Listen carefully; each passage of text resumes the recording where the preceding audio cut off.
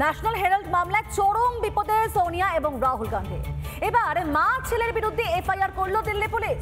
দুজনের বিরুদ্ধেই অপরাধমূলক ষড়যন্ত্রের ধারা দেওয়া হয়েছে। সোনিয়া ও রাহুল ছাড়াও আরো 6 জনের বিরুদ্ধে দায়ের হয়েছে এফআইআর।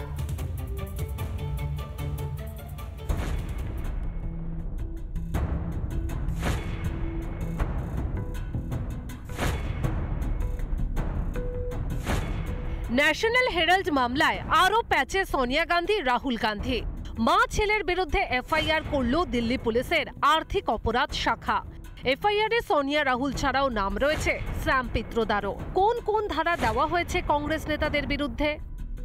ভারতীয় দণ্ডবিধির 120 ধারায় অপরাধমূলক ষড়যন্ত্র, ভারতীয় দণ্ডবিধি 403 ধারায় অসৎভাবে সম্পত্তি আত্মসাৎ, ভারতীয় দণ্ডবিধি 406 ধারায় বিশ্বাসভঙ্গের শাস্তি এবং ভারতীয় দণ্ডবিধি 420 ধারায় প্রতারণার মামলা রুজু হয়েছে।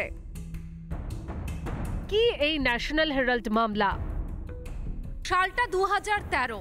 ন্যাশনাল হেরাল্ড সংবাদপত্র নিয়ে দুর্নীতির অভিযোগ করেছিল বিজেপি। মামলা ঠুকেছিলেন বিজেপি নেতা সুব্রমণিয়াম স্বামী এবং 2021 সালে ইডি সেই মামলার তদন্ত শুরু করে।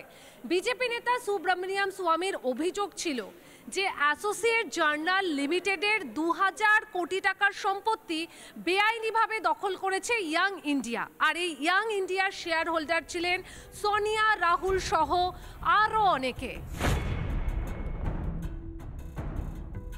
ন্যাশনাল হেরাল্ড মামলায় যেভাবে প্রসিডস অফ ক্রাইম তার বেনিফিশিয়ারি হয়েছেন সোনিয়া গান্ধী এবং রাহুল গান্ধী, তার ফলে দীর্ঘ তদন্ত চালানোর পর এবং আদালতের নজরদারিতে তদন্ত চালানোর পর ইডি এফআইআর করেছে। আমার ধারণা ভারতবর্ষের আইনের ঊর্ধ্বে কেউ না, যত বড় ক্ষমতাশালী ব্যক্তি হন না কেন, আইনি প্রক্রিয়ার মধ্যে সকলকেই যেতে হবে।